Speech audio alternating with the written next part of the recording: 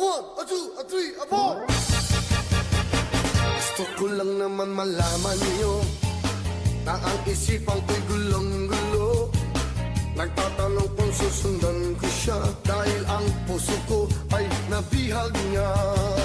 Alam mo bang minamahal ko siya at tunay ang aking nadarama. Kahit ako'y nagmumukhang tanga ay ayos lang basta't kasama siya. Kahit sabihin pa ng iba nababaliw na akong talaga.